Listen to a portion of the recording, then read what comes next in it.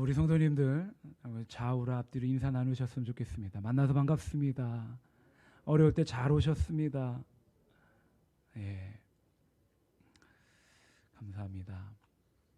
자, 오늘 말씀의 제목이 왕을 요구하는 이스라엘입니다. 지금까지는 이스라엘을 하나님이 다스리셨는데 이제 이스라엘 민족이 너무나 안타깝게도 왕을 요구하고 있습니다. 이 모습이 우리의 모습이 아닌가라는 생각들도 해보는데요.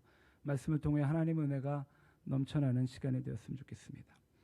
우리가 살고 있는 시대는 그 어느 시대보다도 참 복잡하고 그리고 다양한 시대를 살고 있습니다. 미안한데 마이크 조금만 올려주세요.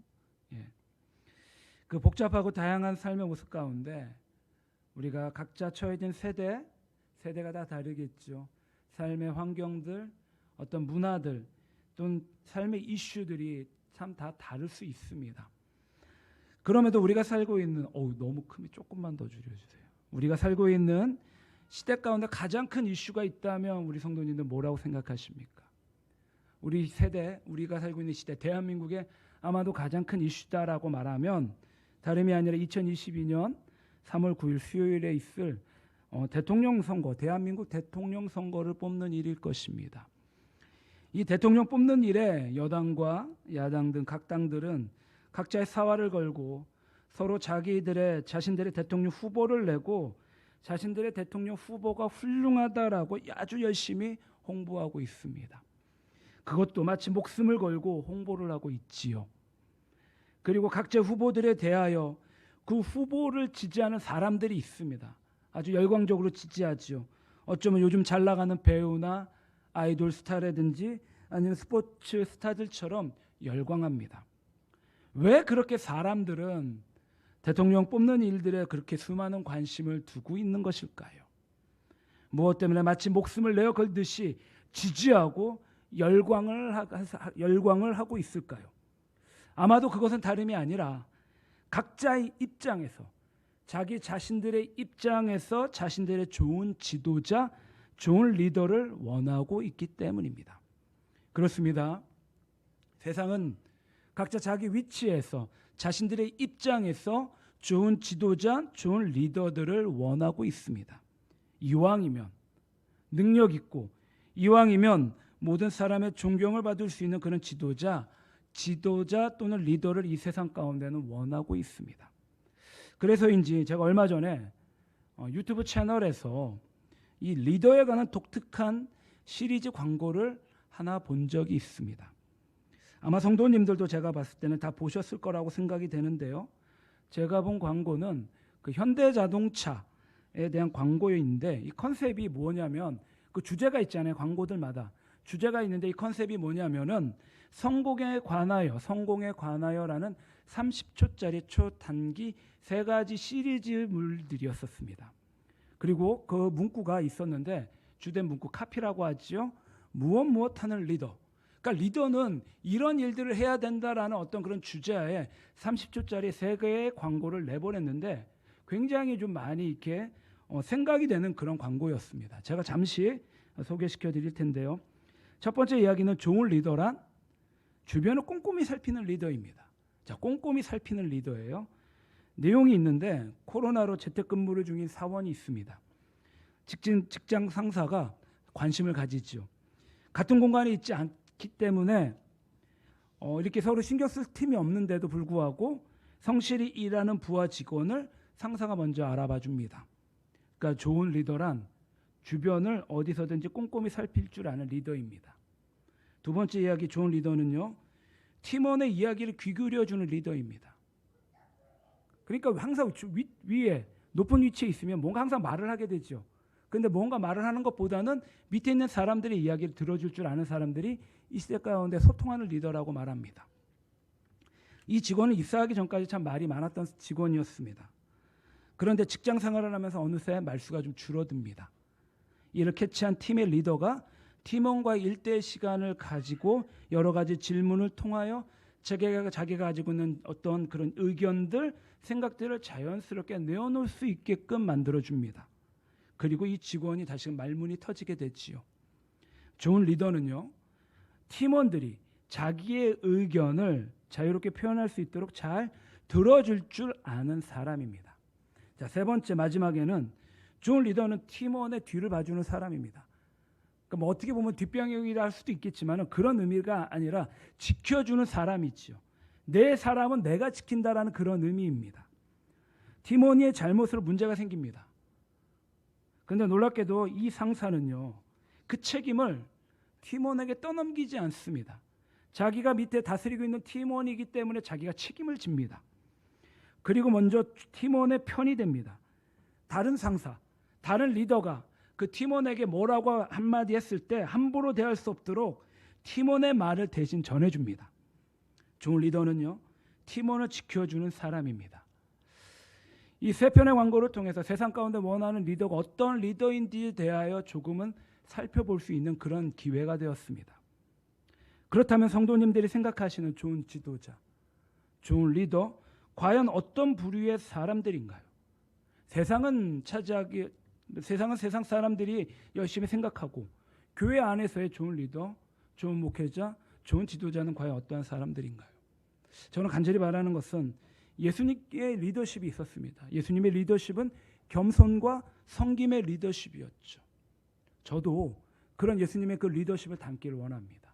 저도 그런 좋은 목회자, 예수님의 그 리더십을 닮은 그러한 리더가 되기를 바랍니다. 자, 오늘 본문이 있습니다. 자, 오늘 본문에서는 이스라엘 왕이 이제 리더 또는 지도자, 어떻게 보면 왕이지요. 좀 더 정확하게 말씀드리면 왕입니다. 이 왕을 자신들을 다스릴 지도자, 리더를 요구하게 된 구체적인 배경에 대하여 이야기하고 있습니다. 사무엘이 이스라엘의 지도자로 있을 때 그의 아들들도 아버지를 도와 이스라엘의 지도자의 위치에 있었습니다. 사사들이었죠. 그런데 안타깝게도 그들은 아버지의 그 신실하고 올바른 모습을 본받지 못하고 오히려 뇌물을 받아 재판을 바르게 하지 못하였습니다. 그리고 백성들은 사무엘이 나이를 점점 먹어 늙어가고 쇠약해져 가는 모습들을 통해 앞으로 이스라엘의 민족을 이끌 올바른 지도자의 부재에 대한 불안감을 느끼기 시작합니다. 그래서 이스라엘 백성들은 사무엘에게 뭐를 하느냐? 왕을 세워달라고 요구하게 됩니다. 하지만 이 요구는 사무엘의 리더십에 대한 중대한 도전이었고 아울러 더 중요했던 것, 바로 하나님에 대한 왕권에 대한 도전이었습니다. 지금까지 이스라엘은 하나님께서 다스렸는데 왕을 세워 사람이 다스리게 해달라고 아주 불경건하게 요구하고 있습니다. 그런데도 놀랍게 하나님께서는 사무엘에게 그들의 말을 들어서 왕을 세우라라고 말씀하고 계십니다. 여기는 인간의 연약함을 하나님께서는 잘 아시고 하나님의 뜻을 성취해 나아가시는 하나님의 놀라운 경륜이 그 안에 담겨져 있고 숨겨져 있다라는 것입니다. 사랑하는 성도님들, 말씀을 통하여 한번 생각해 보시기 바랍니다. 우리 성도님들의 삶을 지배하고 다스리고 있는 것이 과연 무엇이 있을까요? 한번 고민해 보시기 바랍니다. 세상의 복음인 재물인가요? 세상의 복음인 권세인가요? 세상의 복음인 건강인가요? 아니면 세상의 복음인 나와 관계되어 있는 사람들인가요? 간절히 바라는 것은 오늘 말씀을 통하여 우리 성도님들의 그 진정한 지도자, 즉 왕이 누구인가를 더욱더 명확하게 알아가시기를 바랍니다.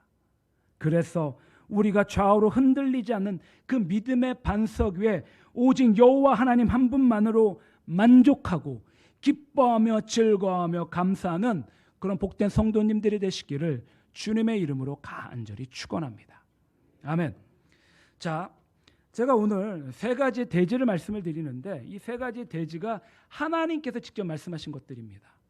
그런데 다 부정적인 거예요. 인간의 입장에서는 너무나 안타까운 그런 하나님의 말씀들입니다.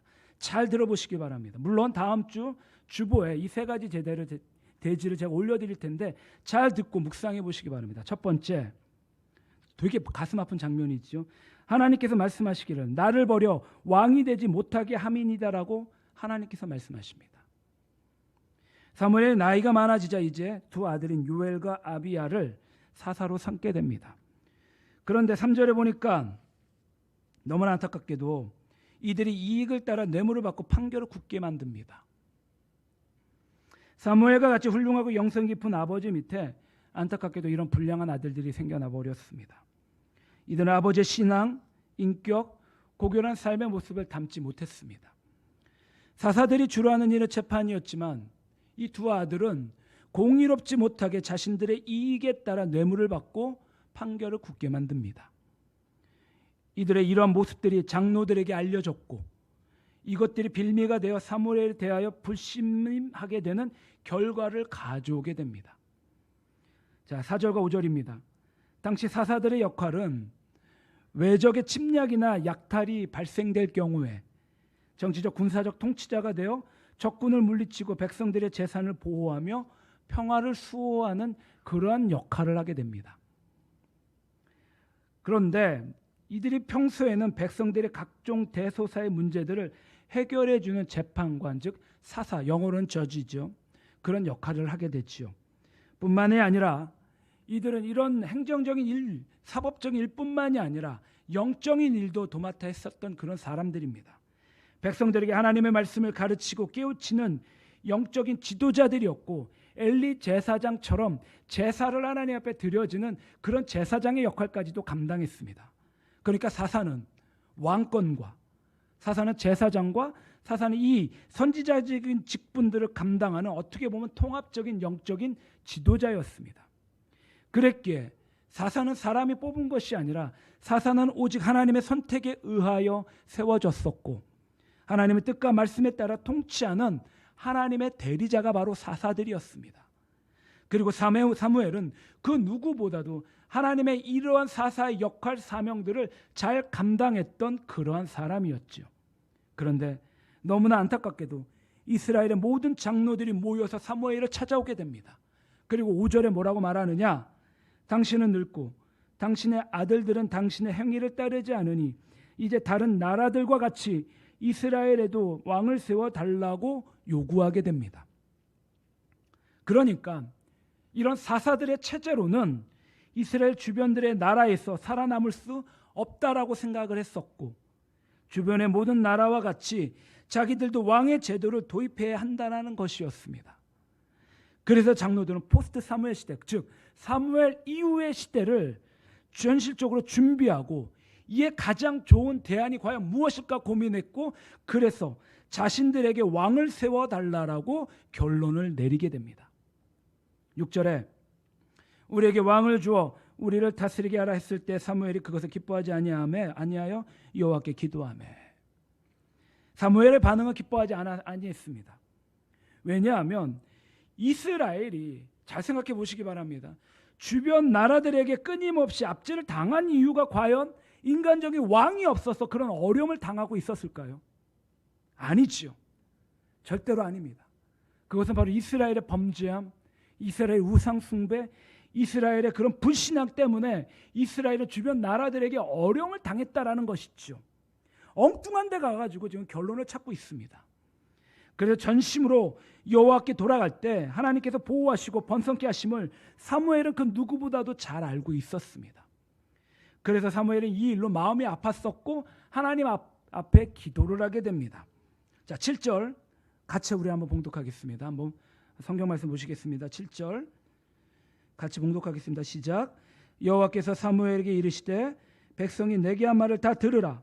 이는 그들이 너를 버림이 아니요 나를 버려 자기들의 왕이 되지 못하게 함이니라.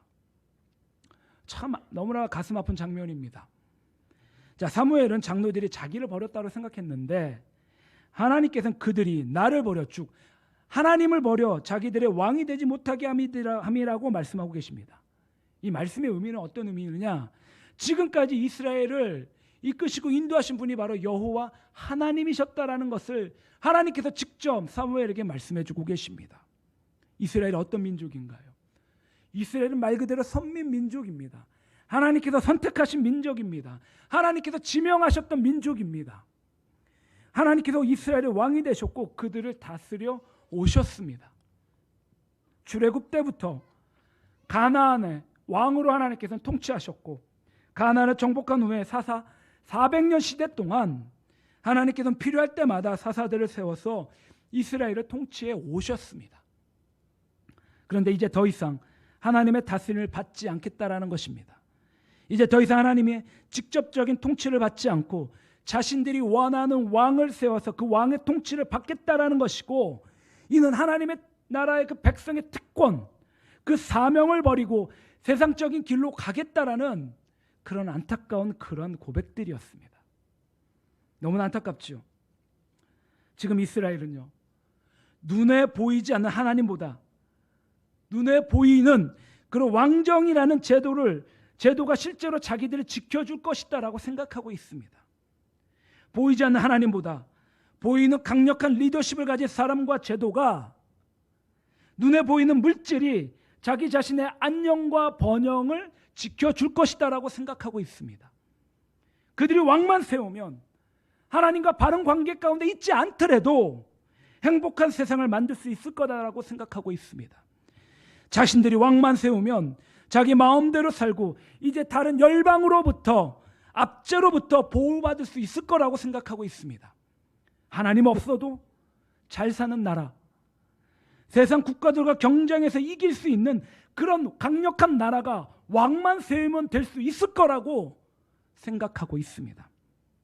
그러나 이런 인본주의적이고 이런 물질적인 생각은 하나님을 믿지 않던 전형적인 이방 민족들의 전형적인 모습들이었습니다. 사랑하는 성도님들, 우리가 하나님 앞에 선택받았다는 것, 우리 성도님들께는 어떤 모습으로, 어떤 생각으로 다가오시고 있나요? 하나님의 자녀가 되었다는 것 자체가 말로 형용할 수 없는 엄청나고 어마어마한 복이심을 믿으시기를 바랍니다. 하나님의 나라의 통치하심을 받고 하나님의 그 나라의 다스림을 얻고 받으며 진리의 말씀을 쫓아 사는 인생이, 그리고 하나님으로부터 이 땅 가운데 거룩한 사명을 받았다라는 것이 하나님의 놀라운 우리 인생을 향한 은혜이심을 믿으시기를 바랍니다. 그런데 우리가 하나님을 믿지 않는 이 불신 세상에서 믿지 않는 자들과 경쟁을 하다 보면 때로는 마음이 상하고 힘들고 지칠 때가 참 많이 있음을 고백합니다. 마치 하나님을 믿기 때문에 우리가 살고 있는 현실 세계에서 커다란 손해라도 보는 것처럼 여겨질 때도 있고 느껴질 때도 있습니다. 미움을 받고 때로는 서러움을 받고 핍박을 받을 때도 있습니다. 예수님을 안 믿는 사람들도 잘 먹고 잘 사는데, 예수님을 열심히 잘 믿는데 나는 왜 이 모양인가라고 생각하는 그런 자괴감에 빠질 때도 있습니다. 불신자들이 부러워 보이고 그들이 더 자유롭게 잘 사는 것 같아 그렇게 여겨질 때도 참 많이 있습니다. 그러나 우리는 반드시 하나님의 택함 받은 백성들로서의 자긍심과 자부심이 우리의 삶 가운데 있어야만 합니다. 현실적으로 손해를 보고 불신자들에게 무시를 당한다 할지라도 우리는 하나님의 백성으로서 그 품위를 이 땅 가운데 잃지 않아야만 합니다. 이것이 바로 왕 대신 하나님을 모시고 사는 성도의 올바른 삶의 태도입니다. 간절히 바라는 것은요, 우리 사랑하는 성도님들, 세상의 왕이 아니라, 세상의 복음이 아니라, 세상이 아닌 오직 여호와 한 분만을 왕으로 모시고 그 왕을 섬기고 그 왕을 사랑하고 그 왕을 기뻐하며 그 왕에게 감사하며 그 왕에게 감격하는, 그래서 그 왕 한 분만을 우러러 보시는 귀하고 복되고 아름다운 성도님들이 되시기를 주님의 이름으로 간절히 축원합니다. 아멘. 자, 두 번째는요, 하나님께서 말씀하십니다. 뭐라고 말씀하시느냐? 너희를 다스릴 왕의 제도는 이러하니다라고 말씀하십니다. 이 왕의 제도가요, 엄청나게 사람들의 삶 가운데 어려움을 주고 있는 그런 제도입니다. 8절과 9절과 10절, 8절 앞에 부분에 보면은요, 내가 그들을 애굽에서 인도해낸 날부터 오늘까지 그들의 모든 행사로라고 말씀하고 계십니다. 그러니까 이스라엘의 모든 행사, 이스라엘이 어떤 일들을 하나님 앞에 벌였었나요? 아까도 잠시 말씀드렸지만 불순종, 범죄함, 우상숭배, 자기 마음대로 살아가는 것, 이것이 출애굽 이후로부터 줄곧 있어 왔었던 고질적인 문제라고 말씀하고 계십니다. 또한 하나님이 그들을 애굽에서 인도해낸 날부터 지금까지 그들은 모세를 대적하고 하나님을 원망하고 하나님을 불평해 왔습니다.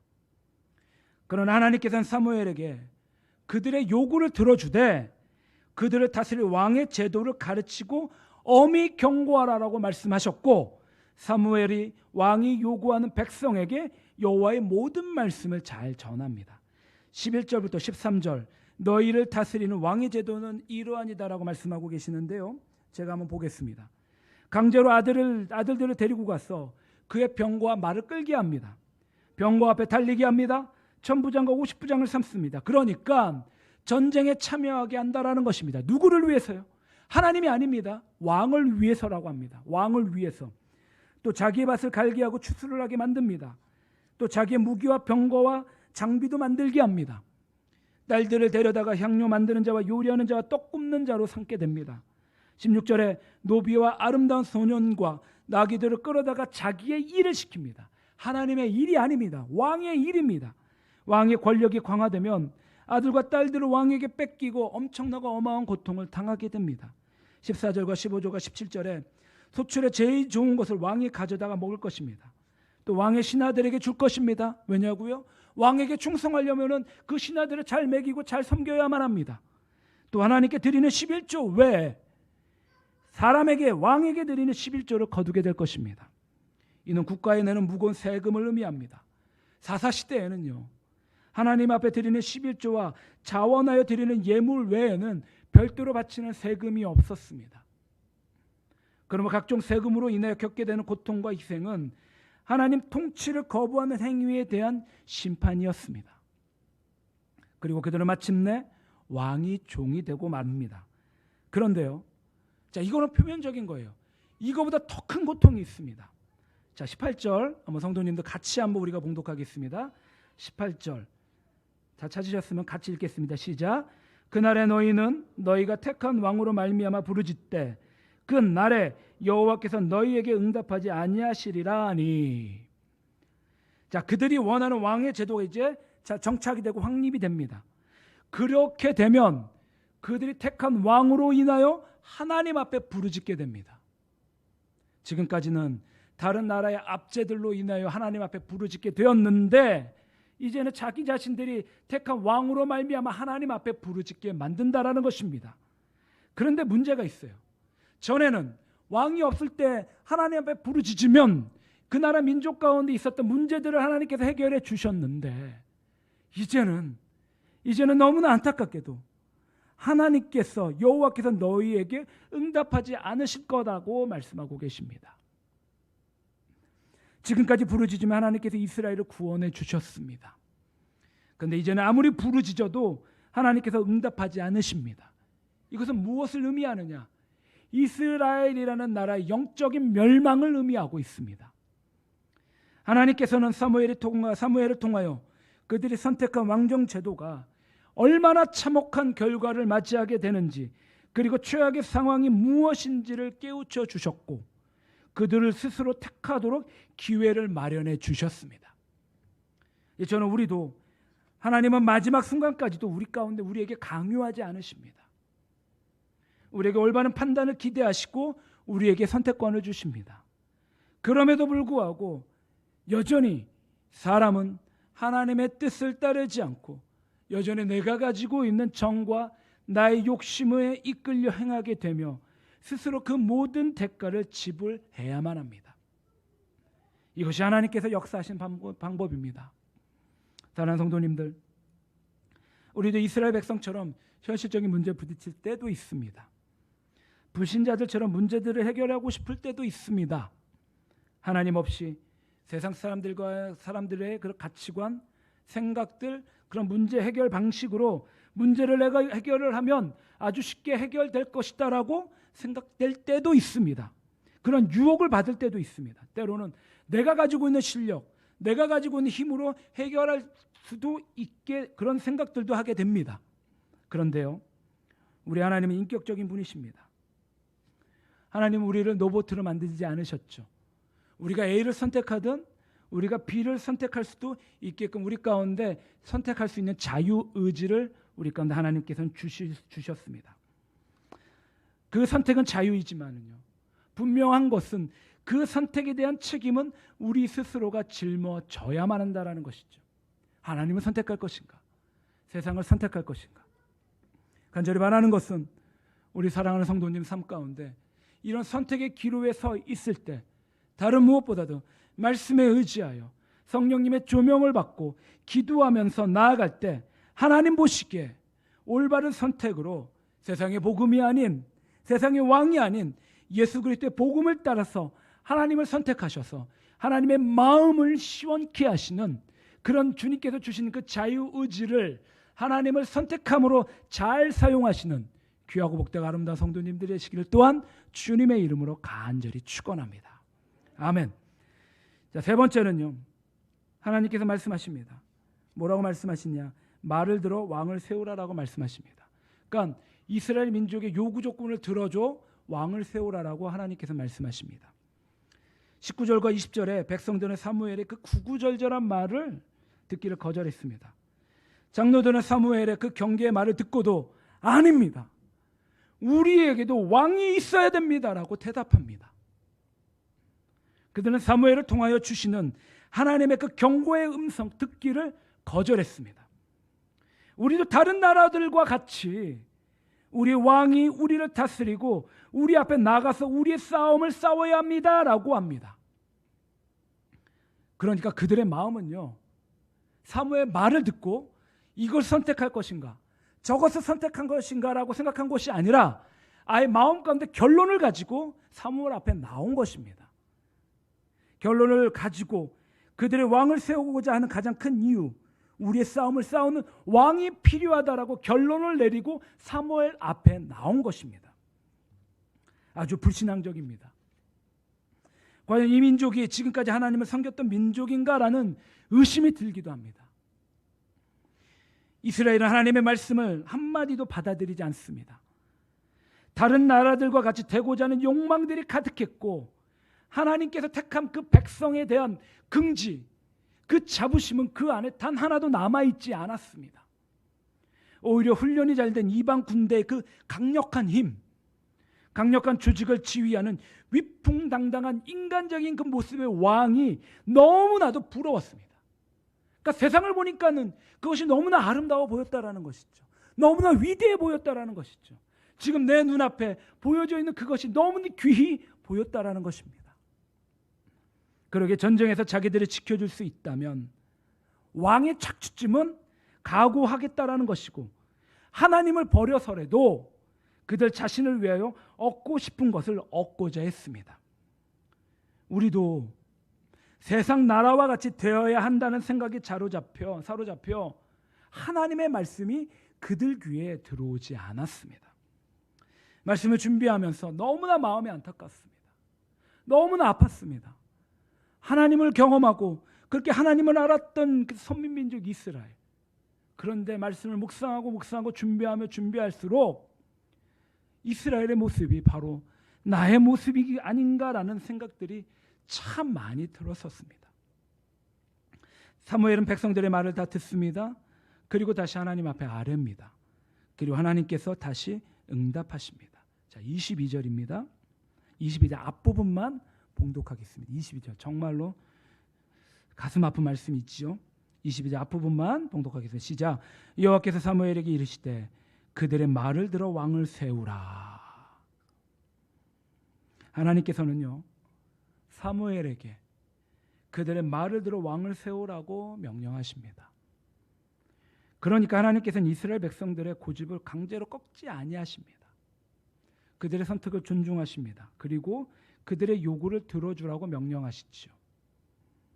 그들이 원하는 뭐를 세우라고요?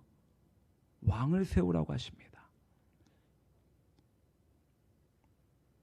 하나님께서는 그들의 요구가 하나님을 버리는 행위임을 잘 아셨음에도 불구하고 그들의 요구를 들어주라고 말씀하고 계십니다. 그 이유가 뭐라고요? 이스라엘 장로들은 사무엘 앞에 나왔을 때 이미 마음에 왕을 세우기로 결론을 내리고 작정하고 왔기 때문에 아무리 어떠한 말씀을 하나님께서 하신다 할지라도 그들의 마음은 변하지 않을 것을 하나님께서는 잘 알고 계셨기 때문에 그들의 마음 가운데 왕을 세우라라고 명령하고 계십니다. 얼마나 마음이 아프죠. 말로도 형용할 수 없는 안타까운 장면입니다.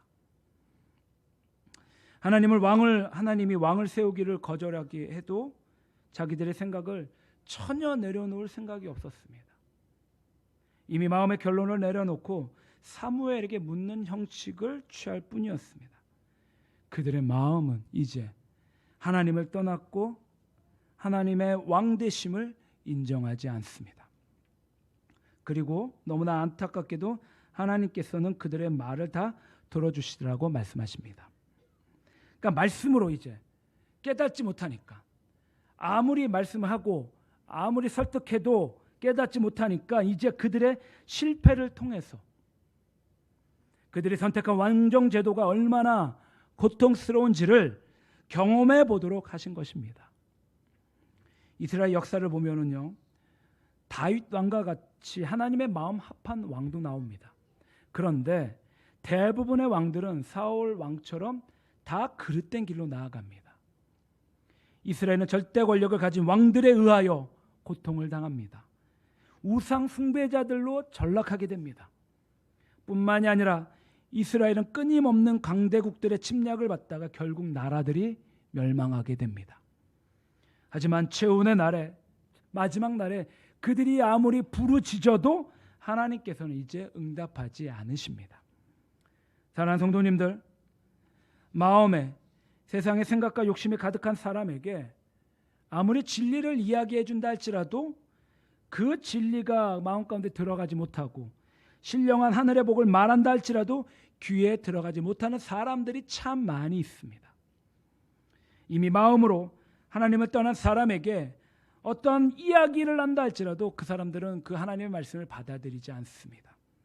아무리 영적인 이야기를 해주어도 들리지 않습니다. 그럼에도 불구하고 하나님께서는 백성들의 요구를 들어주심으로 말미암아 그들이 인간 왕의 제도가 주는 온갖 폐해를 깊이 경험하고 하나님이 참된 왕이요 하나님이 참된 통치자이심을 깨우쳐 주려고 하셨습니다. 사랑하는 성도님들, 오직 하나님만이 왕이십니다. 할렐루야. 하나님만이 우리의 통치자이십니다. 하나님만이 우리의 구세주이십니다. 이런 놀라운 사실들을 마음 가운데 반드시 꼭꼭 새기시는 귀하고 복되고 아름다운 성도님들 되시기를 주님의 이름으로 간절히 축원합니다. 아멘. 말씀을 맡겠습니다. 디모데전서 6장 15절 후반절에 이런 말씀이 있습니다. 하나님은 복되시고 유일하신 주권자이시며 만왕의 왕이시며 만주의 주시오라고 합니다. 그렇습니다. 하나님은 우리 인생에 오직 한 분밖에 안 계시는 왕이십니다. 그러기에 이제 우리는 하나님을 믿고 하나님을 따르고 하나님의 은혜를 입은 우리는 이제 우리 인생 가운데 왕처럼 행해서는 안 된다라는 것입니다. 빈부귀천, 지위 고하를 막론하고 모든 인생들의 왕은 오직 하나님 한 분밖에 없다라는 것입니다. 그러므로 자신의 자리와 상관없이 모든 성도는 하나님 앞에 겸손하게 나아가야만 합니다. 조금 높은 자리에 앉았다고, 조금 많이 가졌다고, 조금 유명해졌다고, 조금 높은 권세가 있다고, 자기 위에 아무도 없는 것처럼 행동해서는 안 된다라는 것입니다. 왜냐하면 우리에게는 언제나 우리 가운데 순종해야 될 참된 왕이 계시기 때문입니다. 그분은 바로 만유의 주시고 만유의 왕이신 여호와 하나님이십니다. 간절히 바라는 것은 이제 우리가 그 여호와 하나님 한 분만을 범사의 왕으로 모시고 섬기고 사랑하고 높이고 감사하고 찬양하고 송축하는 우리 인생의 모든 영역을 통하여 높이는 귀하고 복되고 아름다운 하나님을 왕으로 모시는 귀하고 아름다운 성도님들이 되시기를 주님의 이름으로 간절히 축원합니다. 아멘. 기도하겠습니다. 사랑과 은혜가 풍성하시고 자비로우신 우리의 왕 되신 하나님 아버지 감사드립니다. 주님, 간절히 바라는 것은 이제 우리 인생 가운데 세상의 왕이 아니라 세상의 복음이 아니라 오직 여호와 한 분만을 왕으로 모시는 우리가 되게 하여 주시옵소서. 여전히 내가 주님 앞에 내어놓지 못한, 여전히 내가 내 스스로가 왕된 그런 많은 영역들이 있습니다. 주님, 그 영역들을 주님 앞에 내어놓고 그 영역들 가운데서도 이제 주님 왕으로 좌정하시고 내 삶을 온전히 이끌어 가여 주시옵소서. 그래서 세상 가운데 여러 가지 선택을 할 때, 내 삶 가운데 삶의 선택을 할 때 세상을 선택하는 것이 아니라 우리 주 하나님을 선택하여 나의 왕 되신 하나님을 높여드리는, 영화롭게 하는 그런 주의 백성들, 거룩한 성도들이 되게 해 주시옵소서. 그래서 주님, 이스라엘 백성들은 하나님의 마음을 아프게 하였지만, 이스라엘 백성들은 여호와 하나님의 마음을 서운하게 하였지만, 주님, 우리 이 말씀을 듣고 이 말씀을 통하여 주님 은혜를 받은 우리들은 이제 여호와 마음을 시원케 하는, 주님의 마음을 기쁘게 하는 우리가 되게 하여 주시옵소서. 우리 주님을 왕으로 더욱더 모시고 좌정케 하는 우리 삶이 되게 하여 주시옵소서. 감사드리며 예수님의 이름으로 기도드리옵나이다. 아멘.